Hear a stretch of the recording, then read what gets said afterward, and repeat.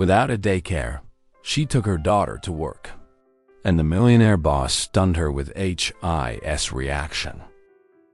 A devoted mother, with no one to look after her little girl, faces yet another demanding day at the mansion where she works. Balancing exhausting chores with the constant worry about her child, she soon realizes that appearances don't always reveal the truth about the people around us. What starts as an ordinary morning turns into an experience that touches the hearts of everyone involved.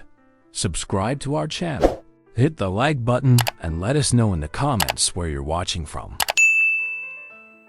Maya woke up before sunrise in her one-bedroom apartment in the working-class neighborhood, her body heavy from a restless night. The glow from the street lamp filtered through the gaps in the curtain, casting light over the stacked boxes in the corner and the portable crib where Sophie slept in short breaths, clutching a worn-out stuffed animal missing one ear. A notification blinked on her phone screen. A message from the community daycare announcing it would be closed indefinitely due to plumbing issues. Maya read it again and again, unsure whether to cry or just breathe. Her shift at the Whitman mansion started at 8. She had to clean rooms, press clothes, and handle the social area. The water and electricity bills were stuck to the fridge with a magnet, and the overdue rent sat on the table. She opened Sophie's bag, separating diapers, wipes, a bottle, a small container of cut fruit, and 2 toys that fit in a pocket. She thought about calling Helena, the housekeeper, but stopped, afraid she'd be told she couldn't bring her daughter. She dressed Sophie in a soft blue cotton romper with a light shirt, slipped tiny shoes onto her feet already testing steadier steps, pulled the fine hair into a low ponytail, and took a deep breath for courage. In her head, she repeated a list: arrive early, enter through the kitchen, keep the little one close, do the work without drawing attention, get through the day without losing her job. On the way to the bus stop, the morning chill clung to her skin and stung her nose. Maya pushed Sophie in the stroller, but the little girl, eager to explore, leaned forward, asking to be held or to walk. She alternated between pushing the stroller and holding Sophie's tiny hand, watching her take wobbly steps on the uneven sidewalk. The hum of cars, street signs, and neighbors' quick exchanges formed a familiar backdrop. Maya forced a smile for her daughter, wanting her to feel safe despite the tension. With each step, she thought about the risk of showing up at the mansion with Sophie and being caught by her employer, a man rarely at home, but whose name alone commanded respect. The bus was late and packed when it arrived. She boarded it carefully, balancing her bag, the stroller, and the child. Sophie stared out the window with curiosity, pointing at trucks and birds in the sky. Maya glanced at her watch, calculating the time to the service gate, rehearsing in her mind a plausible explanation for Helena if she was questioned. The long ride gave her time to think, but offered no new answers. As they reached the neighborhood of mansions, the contrast was stark. Wide sidewalks, manicured gardens, high walls, and automatic gates. Maya stepped off the bus, pulled her thin coat tighter around her shoulders, and held Sophie's hand across the street carefully. Despite her shaky steps, the little girl seemed excited, swaying forward to reach the dry leaves scattered on the ground. The Whitman mansion's side gate was left unlocked at that hour. Helena always did that for deliveries. Maya inhaled deeply, pushed the stroller through without a sound, and guided Sophie along. The garden glistened with dew. Flowers lined the walkway in soft colors. Sophie let out a delighted squeal at the sight of a cat on the lawn, but Maya signaled for quiet and kept moving toward the kitchen door. Her heart pounded not from exertion, but from fear of what might await inside. She knew every corner of the house, every task, every schedule, yet had never entered it with her daughter. Clutching her time card, she opened the door and found the kitchen empty. Only the smell of coffee and fresh bread hanging in the air. Helena was in the pantry sorting towels when she heard the stroller's wheels. She turned with her usual tired expression, but her eyes softened at the sight of Sophie toddling across the kitchen rug, holding onto chairs for balance. "You brought the little one?" she asked quietly, without reproach. Maya quickly explained about the daycare closure, the lack of options, the fear of losing her job. Helena rubbed her chin, glanced at the door, and motioned for Maya to bring everything further inside, out of sight from the windows. He left early. "Do your work. I'll keep an eye on her when I can." The housekeeper walked over to Sophie, extended a hand, and made a funny face, drawing a giggle from the child. Maya felt temporary relief, but knew it didn't erase the risk. As she organized cleaning cloths and supplies, she kept Sophie in the most protected corner of the kitchen, her eyes darting between tasks and the unsteady steps crossing the floor. It was a fragile balance, but for that moment, it was enough. By 8:30, Maya was making the bed in the first guest room upstairs. She carried the vacuum and a small bucket, listening to the distant sounds from the kitchen. Sophie stayed with Helena, exploring empty drawers, tapping aluminum pans, laughing at each echo. Maya used every minute to get ahead on chores, reducing any reason for complaint. She wiped tables with quick strokes, changed sheets, checked closets. Sweat gathered at the nape of her neck, mixing with her anxiety. Each step reminded her that Arthur Whitman could appear at any moment, and she'd have to explain everything again. Even so, each completed task gave her a sense of control over a day that had started off the rails. She thought of Sophie, of her smile at the cat, of her warm little hand holding hers on the way, and that gave her the strength to keep going. While cleaning the bathroom of the main bedroom, Maya heard giggles mixed with light footsteps coming from the hall below. The familiar babble made her stomach drop. She rushed to the landing and saw Sophie at the base of the side staircase, standing, gripping the step with both hands and trying to climb, one foot already on the second step. Her wobbly little legs sought support on the carpet, her small body leaning forward. Maya dropped the cloth and quickly descended the last few steps, reaching her daughter before she could climb higher. She scooped Sophie up, her heart racing, and held her close. Sophie laughed, batting at her mother's badge without realizing the tension. Maya took a deep breath, stroked the fine hair, and carried her back to the kitchen, promising herself she wouldn't let her wander out of reach again while she finished her work. The kitchen clock was nearing 9:30 when Maya, with Sophie back in the improvised playpen, tried to finish folding the bathroom towels. The morning had been tense but under control until she heard the crunch of tires on the gravel driveway. Helena glanced out the window and muttered to herself in surprise. It was rare to see Arthur Whitman arrive before noon, especially without warning. The automatic gate opened with a metallic sound, and Maya felt her whole body tighten. The dark car stopped in front of the main entrance, and moments later, firm footsteps echoed through the hall. She took a deep breath, stacked the towels neatly, lifted Sophie into her arms to keep her from wandering off again, and waited. The little girl tapped her mother's shoulder, curious about the noise.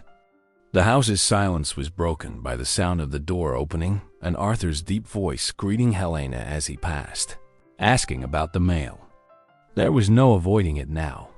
Arthur walked into the kitchen without ceremony, still wearing his coat and holding his phone. He stopped mid-sentence when he saw Sophie in Maya's arms. For a few seconds, he simply watched the scene. The employee, the rosy-cheeked child, the smell of coffee in the air. Maya tried to explain, but her words tumbled over each other. She said the daycare had closed, that she had no alternative, that she didn't want to miss work and couldn't leave her daughter alone. Instead of showing irritation, Arthur slipped the phone into his pocket, stepped closer slowly, and bent slightly so he was at Sophie's eye level. "Hi," he said softly, as if not to scare her. Sophie, wary at first, clutched the cord of her mother's badge and then reached out her little hand toward his shiny watch. Arthur let her touch it smiling faintly, almost imperceptibly. Maya held her breath, bracing for a harsh decision, but the moment seemed to be heading somewhere else. Helena came in then, still wearing rubber gloves, and paused by the door. Arthur looked at her, then at Maya, and asked simple questions. How many hours of work were left? Which rooms Maya needed to handle, where the child could stay without getting in the way? His tone carried no orders or judgment, only practical concern. Helena suggested a corner of the smaller lounge, where there was almost no foot traffic at that time. Arthur agreed, asked them to move the stroller and some toys there, and before leaving crouched once more in front of Sophie. "Do you like to walk?" he asked, and the little girl babbled nonsense sounds, trying to take a step toward him. In that instant, Maya realized she wasn't facing the boss, whose name she knew from a distance, but a man genuinely curious about a child. The next few hours unfolded in a different atmosphere. Maya worked upstairs while Helena occasionally checked on Sophie playing on the rug. Arthur passed by twice, once to take a call and a second time just to watch the little girl. He stood quietly at the doorway without interrupting anything. Sophie, standing, wobbled between toys, sometimes clapping, sometimes calling Mama and pointing toward Maya whenever she appeared. Maya could feel her employer's eyes following her daughter's movements, but without intrusion. The house, once so still, now carried different sounds: short footsteps, little laughs, scattered words. Late in the morning, when Maya went down for more towels, she found Arthur sitting at the corner table with Sophie on his lap, holding a sturdy picture book. He showed her simple images, speaking slowly, and the little girl tried to repeat syllables, touching the pictures with her finger. Maya paused at the doorway, unsure whether to interrupt. Arthur looked up, noticed her, and said, "We're just looking at the pictures." "She likes this one." He handed the book to Maya and stood, returning the child to her. "Finish your work at ease. I'll have lunch in the office. Let her stay here. We'll talk later about a better solution." There was no trace of threat, only a vague promise of organization. Maya thanked him with a lump in her throat and held Sophie close, realizing that despite the scare, the day had taken an unexpected turn. Maya went back to her tasks with steady hands and measured breathing. Sophie remained in the area sectioned off with rugs, moving from one toy to another, shaking a colorful rattle while babbling short sounds. Arthur had returned to his office, and the door stayed shut, leaving only the distant echo of keystrokes and calls. Helena crossed the hallway with a tray in her hands, glanced at the scene, and murmured something almost inaudible before moving on. The air inside the mansion felt different now. Children's sounds mixed with the smell of coffee, footsteps that no longer seemed foreign, a new rhythm filling every corner. Maya focused on her work, her racing heart revealing the turmoil inside. Each careful gesture helped her maintain order on a day that demanded strength and presence. The next morning, Maya woke up before the alarm and spent a few seconds watching Sophie still asleep in the portable crib. The memory of the previous day ran through her mind like a string of snapshots. Arthur in the hallway, the little girl touching his watch, Helena creating a safe space in the smaller room. The fear of losing her job hadn't vanished, but there was a faint trace of relief in her chest, as if she had crossed unstable ground without falling. She dressed Sophie in a comfortable jumpsuit, packed diapers, a bottle, mashed fruit, and a new toy she had managed to buy at a small shop in the neighborhood. Determined to arrive at the mansion early to set everything up before Arthur returned, she walked to the bus stop holding her daughter's hand.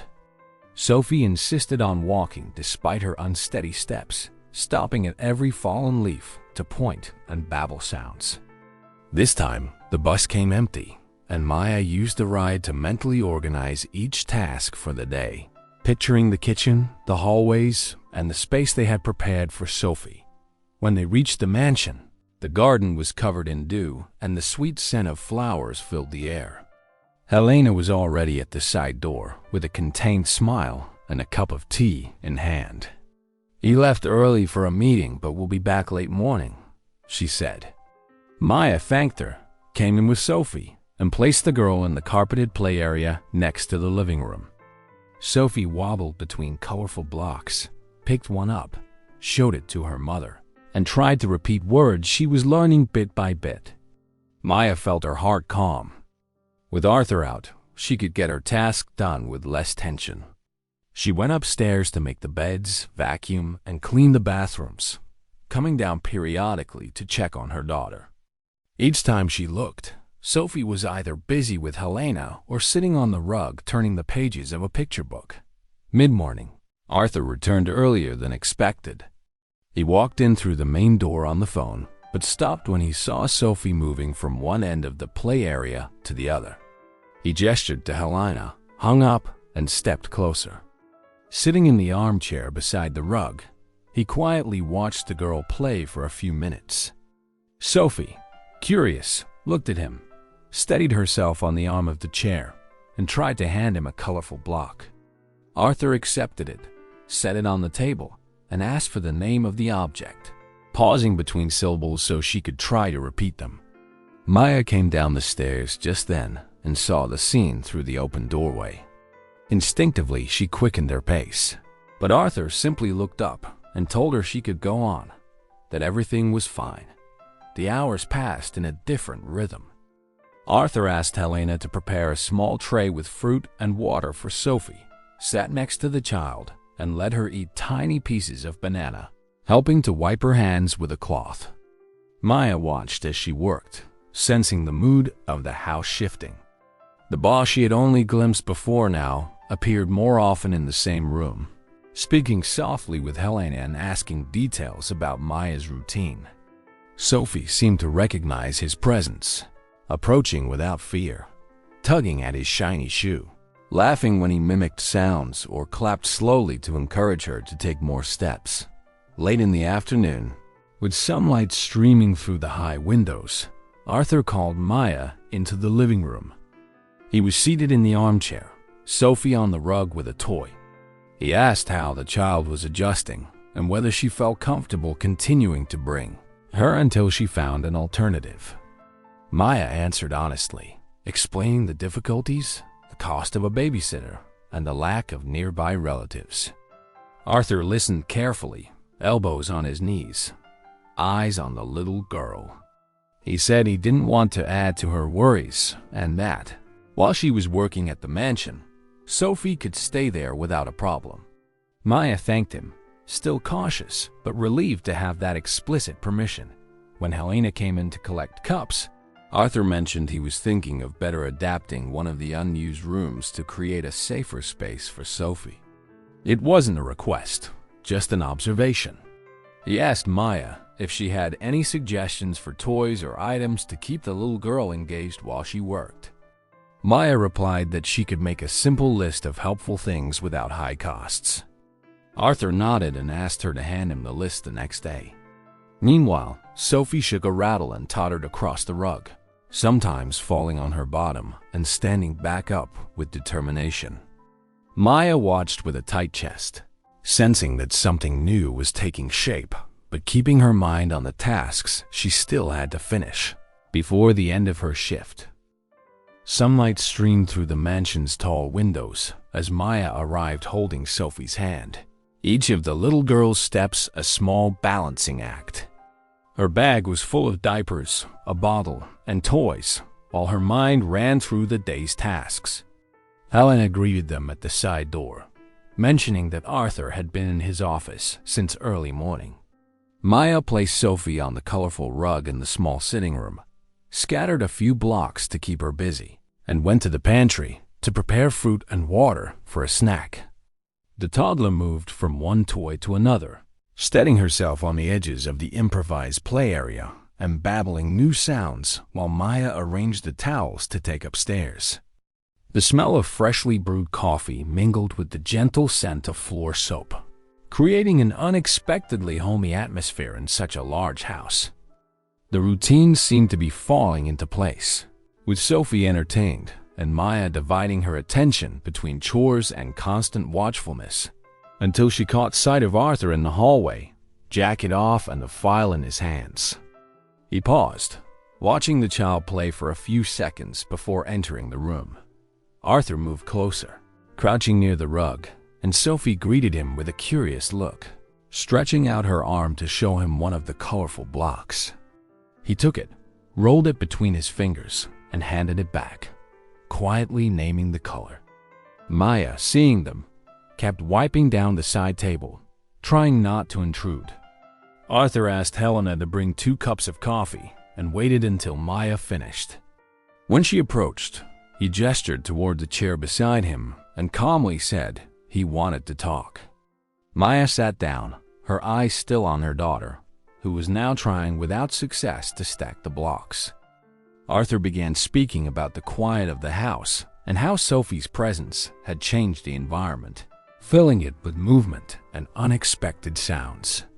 He admitted that since she started coming, he'd been thinking about ways to be more involved, not out of duty, but from a desire to offer support. Maya listened carefully, unsure where the conversation was heading, her hands clasped in her lap to contain her nerves.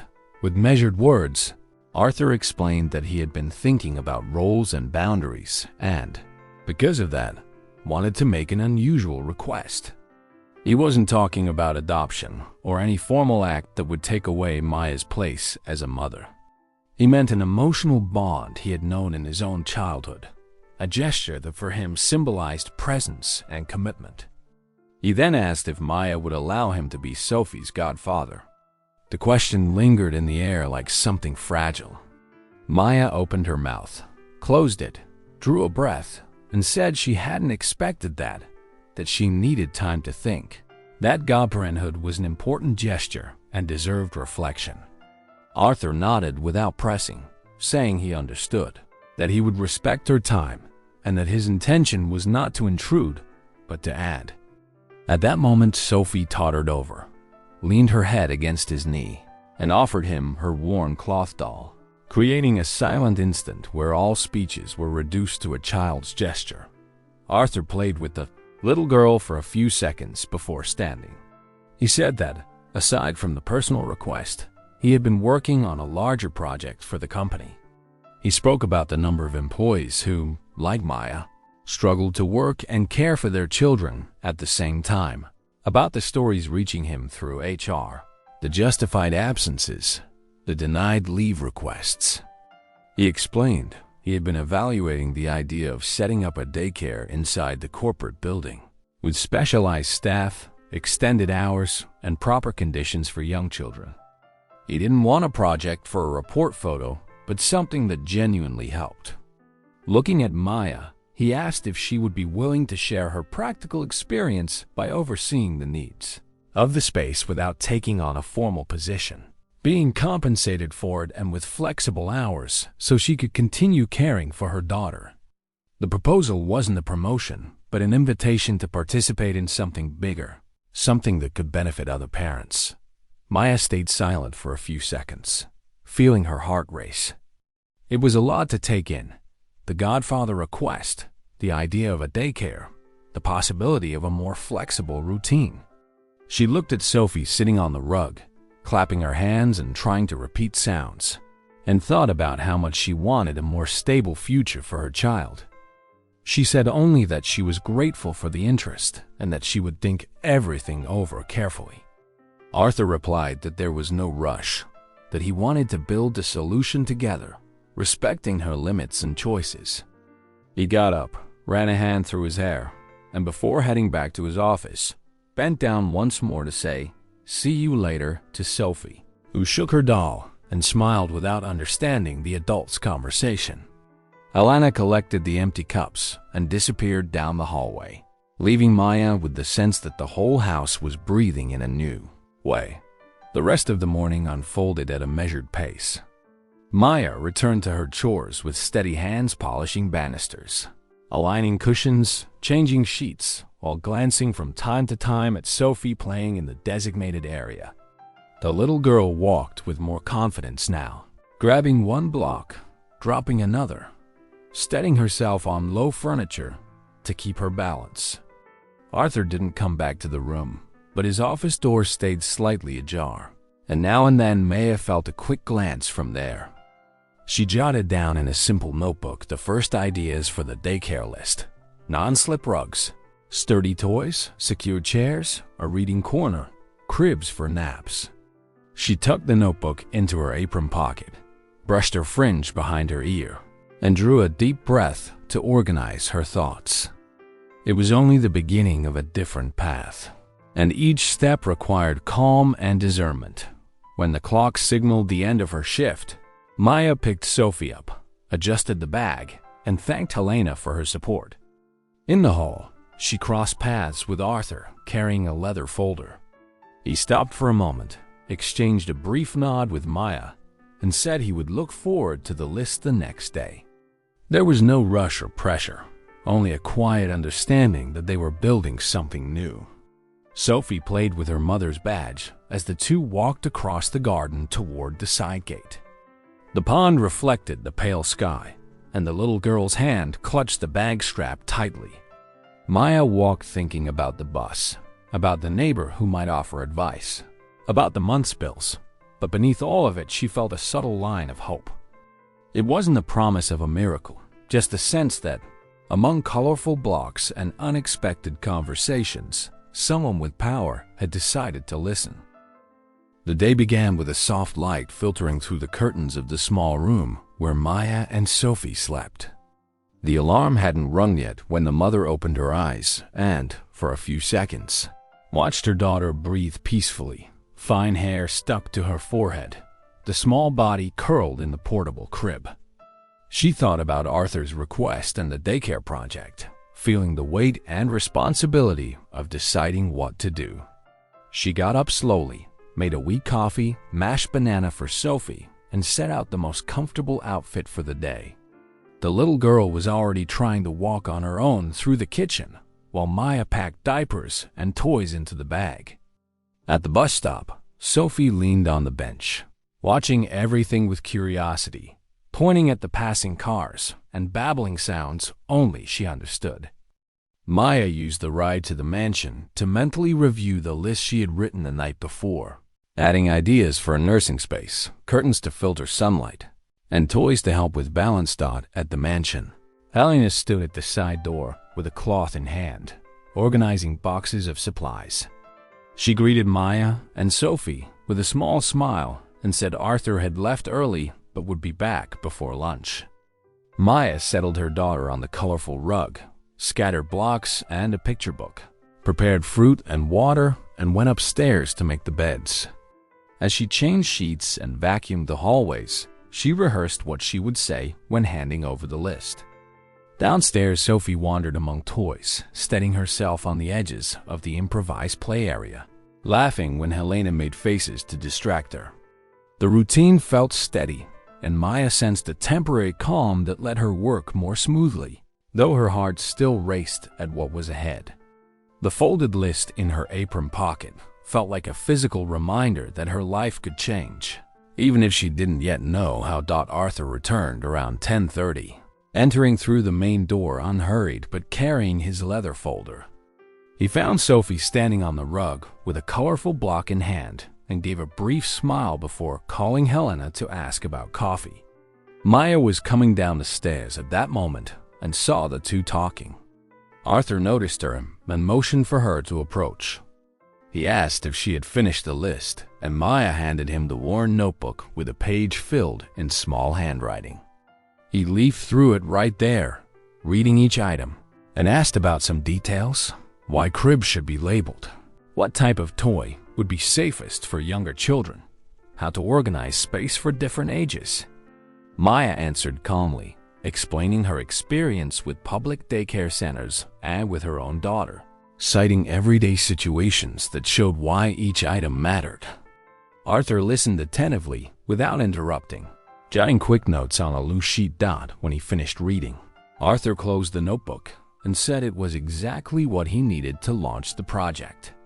He explained that he had already spoken with engineers and architects and would use Maya's list as a guide for the initial phase. He said he wanted to keep Sophie and the other children safe, to offer a dignified space, and that he trusted her practical eye to adjust details that looked simple on paper, but in daily life made all the difference. Maya felt a lump in her throat and gripped her apron to hide the emotion. Sophie, at that moment, wobbled toward Arthur holding her cloth doll and babbling sounds.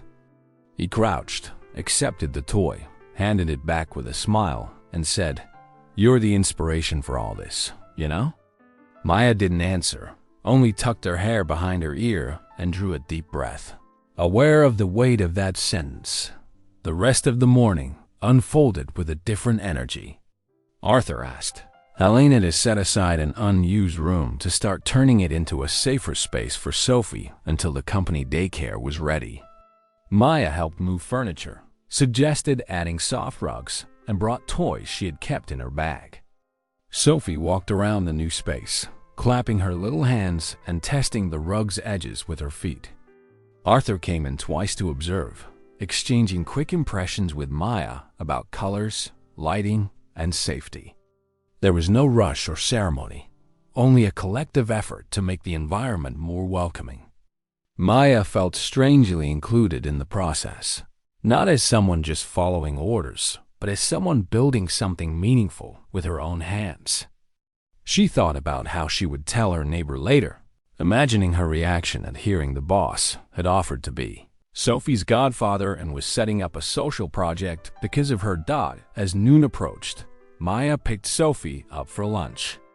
Arthur appeared in the hall with his folder and said he would be heading to another meeting, but would call in the afternoon to discuss the project's schedule. The little girl waved her mother's badge and laughed at him, and he waved back before leaving. Helena prepared a tray with rice, vegetables, and chicken for Maya to eat quickly between tasks, while Sophie nibbled banana pieces sitting in the improvised high chair. The atmosphere felt lighter, as if each person had found a clear role in what was happening. Maya still hadn't answered the Godfather request, but sensed that his gesture wasn't just a formality. It was an invitation to share emotional responsibility without crossing boundaries. She held her daughter in her arms and looked around, trying to capture the moment as a sign that, despite all the difficulties, something new could emerge from their joint effort. Months had passed since that first unexpected request. The company building now housed an entire floor transformed into a daycare center, with walls painted in soft colors, wide windows letting in natural light, and the scent of fresh paint blending with mild soap. Educational toys were arranged on low shelves. Soft rugs divided areas by age group, and a bulletin board filled with children's drawings decorated the entrance. Maya walked in holding Sophie's hand. The little girl moved with surer steps now, short but steady, pausing to look at a reading corner full of picture books. Other children played in groups, stacking blocks, drawing, or joining music circles led by trained educators. The sound of children's voices filled the space with a lively, cheerful rhythm, so different from the heavy silence Maya remembered from her early days at the mansion. The staff had been carefully chosen professionals experienced in childcare, nursing, and early education. Each one knew the children and their guardians by name, logged feeding times, naps, and activities. Maya took in the organized tables, the clean corners, the safety of high locks on doors, and felt proud of having contributed to it with her initial list of needs. Arthur moved among the rooms without formality, greeting parents and staff, jotting down improvements in a simple notebook with no photographers or press releases. He looked like a businessman who had turned an idea into concrete action without losing sight of its human purpose. Sophie, excited, tugged at her mother to show her a colorful animal panel, clapping her hands and babbling new words she had learned from being around others. Maya now worked on an adjusted schedule. She still did her domestic work but could arrive later or leave earlier when needed without fear of losing her job. While organizing clothes or scrubbing hallways at the mansion, she knew Sophie was here, in a safe space, surrounded by professionals and other children. The change showed not only in her routine but in her face. Less tension in her shoulders, more energy to plan for the future, more calm to carry out each task. When she came to the daycare, she helped guide small adjustments suggested by parents, jotted down practical details, and passed the information along to Arthur, who listened with genuine interest. It was a cycle of care built on collaboration, not orders. Arthur carried out his role as godfather quietly and steadily. There were no expensive gifts or grand gestures, just regular visits, participation in daycare events, conversations with parents and staff to understand their needs, and special attention to Sophie, who recognized him from afar and ran over to show him drawings or toys. For him, the space wasn't a showcase, but a commitment. He watched the children at play and sometimes sat on the floor to build blocks with them, unconcerned with clothes or status. That attitude inspired trust among parents, who saw not just an executive, but someone willing to use his resources to improve real lives. That day, Maya entered through the daycare's main door with Sophie and was greeted by the sound of laughter and children's music. Educators led a circle of songs. Babies slept in labeled cribs, and older children explored a balanced circuit. Sophie let go of her mother's hand and ran to a table of toys, pulling a new friend along to play with puzzle pieces. Maya stood still for a moment, taking in the scene her daughter integrated. Safe, happy, surrounded by children whose parents could work in peace thanks to this space. She drew a deep breath, feeling that her daily struggle had borne visible fruit. Not only for her, but for many families. At the end of the visit, Maya lifted Sophie into her arms, spinning her lightly amid laughter as children and parents passed by, offering waves and smiles in thanks for what the initiative had come to mean. Arthur stood in the background, leaning against a pillar, watching without interfering, his calm expression a mix of pride and responsibility. There was no speech or ribbon-cutting ceremony, just life unfolding inside a project that had started with a list scribbled in a worn notebook and a plea for help. Maya held Sophie close and felt that here, dignity and empathy were no longer distant words, but tangible reality. In this newly created space, every reorganized routine, every chosen toy, and every supportive gesture had taken on a solid form, sustaining stories that could now move forward with greater hope. The end. So, what did you think of this story? Don't forget to like the video and subscribe to the channel to keep enjoying stories like this one. See you next time.